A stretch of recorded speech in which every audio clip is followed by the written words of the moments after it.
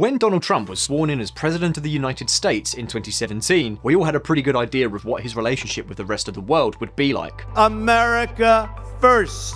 America first. It was the defining slogan of his campaign. But 4 years have passed, and now the new president has announced a change of strategy. America is back. Joe Biden on Twitter. Wait a minute, Twitter? Another president addicted to Twitter? No, don't worry, this president isn't going down the same path. Biden uses Twitter to give his speeches wider reach, and for such interesting things as wishing the Hmong ethnic group all the best for the new year, or remembering a certain Sikh holiday. But the really important question is, what exactly does Biden mean when he says that America is back? Is it that under Donald Trump, America had disappeared? Obviously not. But surprisingly, Trump has been one of the most pacifist US presidents in history. At least if we're talking about war conflicts and interventions. You could say he fits into the category of his bark is worse than his bite. In other words, people who threaten are not the most dangerous because they limit themselves to shouting and getting angry, but rarely take action.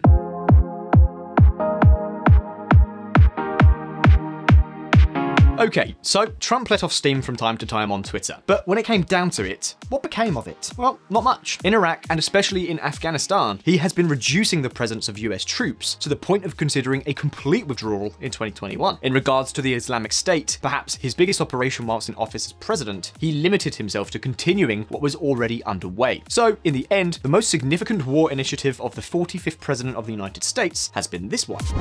America just attacked Assad's forces for the second time ever. Vox. So that's it. We're talking about a couple of bombing raids on Syria as punishment to Bashar al-Assad for using chemical weapons. The rest have been one-off actions, so-called surgical operations, like when special forces took out the Caliph al-Baghdadi of the Islamic State, or when a drone attack killed the Iranian general Soleimani, and so on and so forth. Basically, this has been the list of warlike actions undertaken by Donald Trump. In this sense, his term has been quite peaceful. No one will be able to say Donald Trump started this or that war, although the truth is that the US military did not seem to have the energy for more and more conflicts.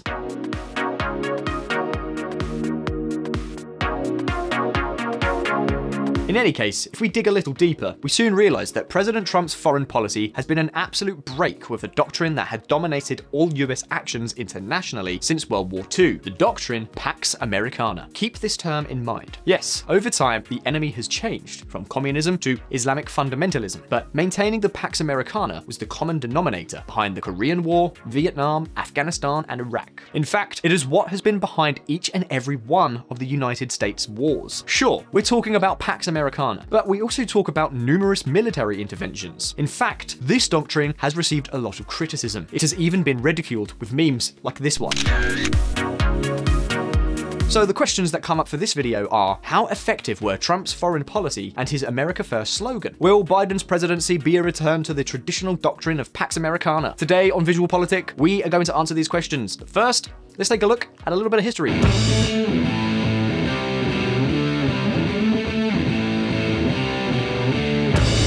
Pax Americana. Now, if I were to tell you that Germany has nuclear bombs, what would you say? I'm sure many of you are wondering how on earth this could be possible, because Germany didn't even have an army after World War II. What if whoever succeeds Merkel goes crazy and suddenly proclaims, I don't know, the Fourth Reich? Well, hold on a minute, friends, because I've set a little trap for you. It turns out there are nuclear bombs on German soil, and if any other country, let's say for example Russia, should happen to attack Germany, then a similar response could be given. However, the nuclear bombs in Germany do not belong to Germany, but are on one of the military bases that the United States has in this country. This is provided for in NATO's defense strategy. Remember that the Atlantic Treaty is a system of collective defense among its members that came out after World War II, yet another instrument of the Pax Americana.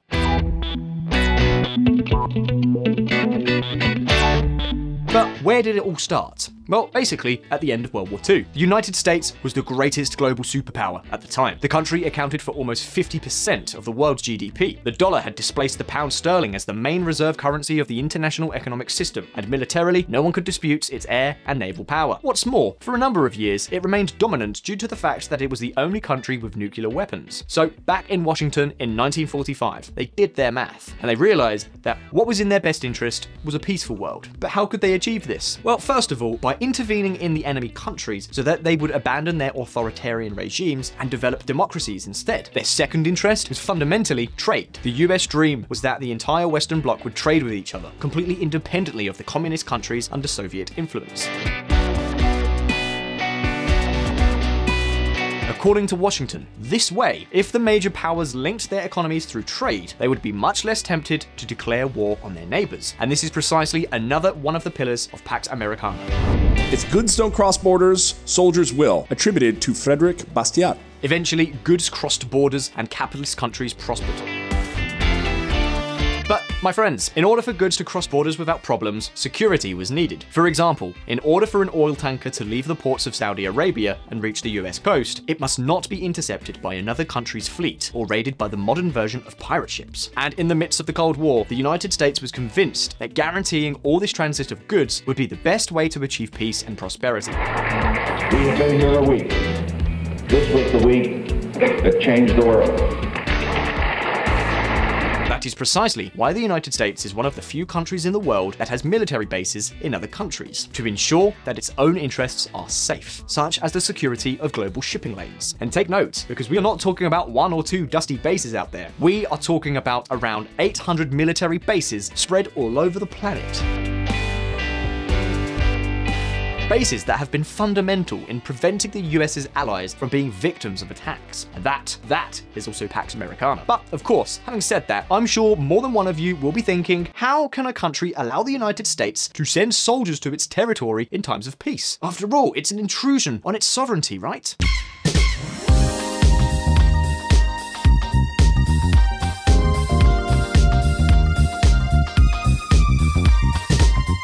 Well, all this, my friends, has been possible thanks to multilateralism. We are talking about all kinds of commercial and military alliances between different countries. That is where NATO fits in, and this agreement has already been expanded to countries of Eastern Europe. The point is that, at the end of the day, all military alliances in which Washington participates consists of pretty much the same elements. Whether declared or not, the objective of these military alliances is for the world's largest army, that of the United States, to guarantee protection in the event of an attack by a third country. Of course, military protection always requires the same thing: military bases on the territory. So that's why there are nuclear weapons on German soil, and that's why the US 5th Fleet is in Bahrain, the 6th Fleet in Italy, and the 7th Fleet in Japan. It also explains why there are nearly 30,000 US troops in South Korea, despite Trump's photo frenzy with Kim Jong-un. And of course, given the US's massive global presence, the real question is, so, has this Pax Americana thing worked? It certainly did for a long time, and the proof is globalization. In fact, you could say that the Pax Americana reached its peak 30 years ago, when the Berlin Wall fell and the communist bloc disintegrated. At that time, friends, the world was trading in harmony, and the United States had become the world's policeman. However, as of 2001, this model began to fail. And the people who knocked these buildings down will hear all of us soon.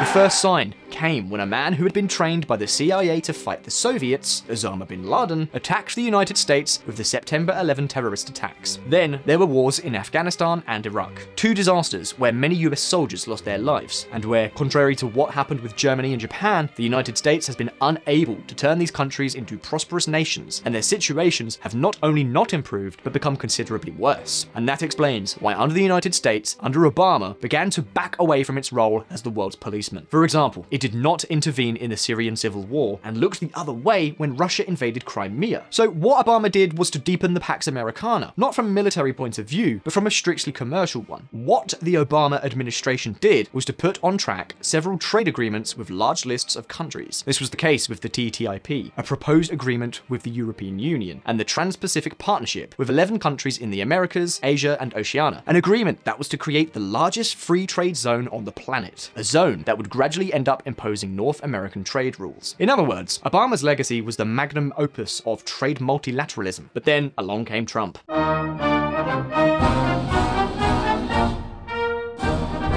America first, America alone. America first. Sure, let's see. Donald Trump, as the President of the United States, is not going to say Zimbabwe first. The point is that with America first, what Trump was telling us is that the United States was going to do away with the multilateralism that it had developed since World War II. And it must be said that President Trump was not fooling anyone. He had already put forward this idea in the Republican primary debates. The TPP is a horrible deal. It is a deal that is going to lead to nothing but trouble.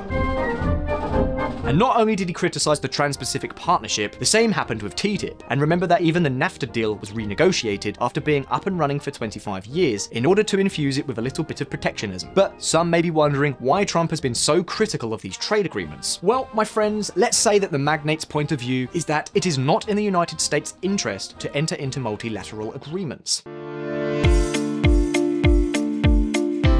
During his time in the White House, Trump has proven to be a convinced protectionist. It's true that free trade, the United States, may go hand in hand with unfair competition, capable of destroying jobs and businesses. He also believed that what the United States would have to do is to close trade agreements country by country, because then, being the most powerful economic and military power in the world, the US could impose its rules. Naturally, the other side would accept his conditions because they would be crazy to be left out of a trade agreement with the United States. That is precisely why the first thing Trump did as president was to nullify those agreements. But his foreign policy didn't stop there. He also took a very tough position on NATO, because of course, depending on how you look at it, NATO can be a blessing or a black hole for the United States. It can be an instrument that makes you the priority ally of European countries, with all that implies at the economic level or in terms of influence. But it can also be a bottomless pit as far as spending goes. That is why Trump did not hesitate to crack the whip. Europe has to pay their fair share for military protection. The European Union for many years has taken advantage of us on trade, and then they don't live up to their military commitment through NATO. Things must change fast. Another change in US foreign policy can be seen in the Middle East.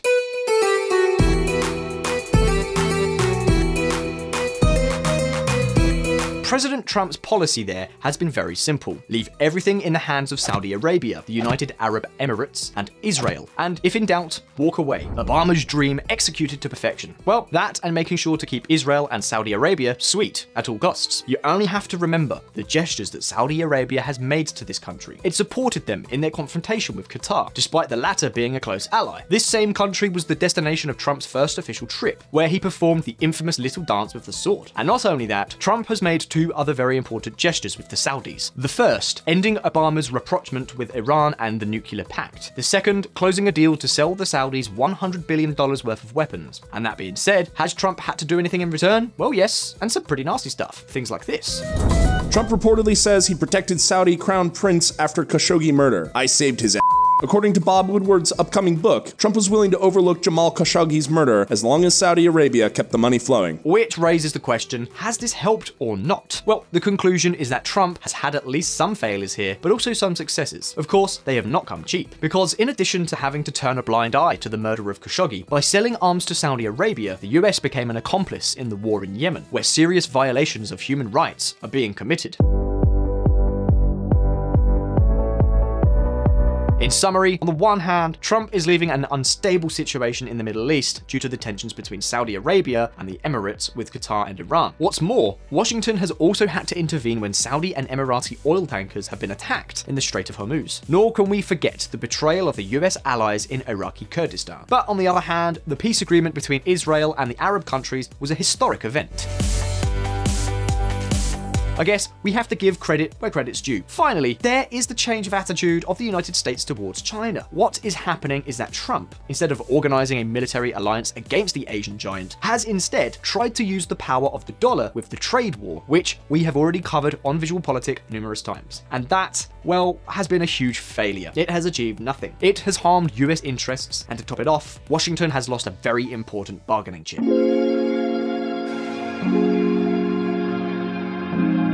Perhaps without the trade war, we would never have seen the takeover of Hong Kong. Let me explain. Let's say that Washington always played the sanctions card, and when they finally used it, the Chinese realized that it was not so much a big deal, or at least that they were willing to take the hit until there was an administration more open to dialogue. In addition to the fall of Hong Kong, Washington has not managed to curb a very aggressive Chinese expansionist policy. There is the case of Taiwan, which continues to be the victim of ongoing threats, but the biggest failure by far of Trump's America First policy has just occurred. China signs huge Asia-Pacific trade deal with 14 countries. Yes, as you can see, its partners in this agreement are the 10 countries of the Association of Southeast Asian Nations, along with another 4, South Korea, Japan, Australia, and New Zealand. 4 countries that have traditionally been the main allies of the United States in the region. Of course, it is here that Trump's failure becomes evident, because US allies have continued to bet on multilateralism, even though the White House was no longer showing interest in participating in that whole strategy. Conclusion: China has more and more influence at the international level, and also more weight in international institutions. For example, the WHO. When Washington steps back, Beijing steps forward to fill the vacuum. Anyway, as you can see, beyond the so-called Abraham agreements between Israel and the Arab countries, the successes of the American First strategy are conspicuous by their absence. But it did not declare any wars, and that is very good. But now the question is, what will Biden do when he gets to the White House? Well, let's take a look at that right now. It is the key. You build up wealth. That's how middle-class folks make it. They build up wealth. It tells everything from early education. It's about accumulating wealth. We got to change that. It's about accumulating wealth. The American comeback. Joe Biden is the first US president in the last 30 years with deep foreign policy experience. He spent 34 years as a member of the Senate Foreign Affairs Committee, and then there are his 8 years as Obama's vice president. He is a convinced believer in multilateralism and has very clear ideas. Precisely for this reason, he has refrained from doing what Obama did when he placed 2 political stars like Hillary Clinton and John Kerry at the head of State Department to represent the United States abroad. In contrast, Biden has chosen his right-hand man of 20 years, Antony Blinken. And my late stepfather, Samuel Pizarro. He was one of 900 children in his school in Białystok, Poland, but the only one to survive the Holocaust after 4 years in concentration camps. At the end of the war, he made a break from the death march into the woods in Bavaria. From his hiding place, he heard a deep rumbling sound. It was a tank, but instead of the Iron Cross, he saw painted on its side a 5-pointed white star. He ran to the tank. The hatch opened. An African-American GI looked down at him. He got down on his knees and said the only 3 words that he knew in English that his mother had taught him before the war. God bless America. That's who we are. That's what America represents to the world. And he has entrusted him with one mission above all others: to regain the trust of allies scorned by Donald Trump. This President Trump has changed the landscape. It's become America first, which meant America alone. We find ourselves in a position where our alliances are being frayed. Of course, the real question is whether he is in time to make up the ground lost by the 45th President of the United States. Of course, in the case of the Great Asia-Pacific Trade Agreement, the complication is that once China has entered, the United States will find it difficult to impose its terms. As for the approach Biden will take with the Asian giant, his idea is for the United States to lead the West when they sit down to negotiate with Beijing. Biden and Blinken believe that, with the support of its allies, Washington can say to Beijing, "Hey China, here's 60% of the world's GDP, not just the 25% that the United States represent, and we agree that you can't do this." They believe this will make it easier for China to show more respect for the rules of the international economic game, such as intellectual property rights or unfair competition through state support for private companies, such as Huawei. In any case, even if Trump's departure means that the trade war with China does not escalate, this does not mean that tariffs will be withdrawn immediately. The US no longer views China in the same light it did 10 years ago. The Democratic Party came to believe that China's economic reforms would eventually bring political reform. It is true that since the time of Deng Xiaoping, few countries have benefited as much from the Pax Americana, because China has taken advantage of the political stability of the Far East and the global trade networks already used by Japan and the Asian tigers. But as far as political reforms go, they seem more distant than ever.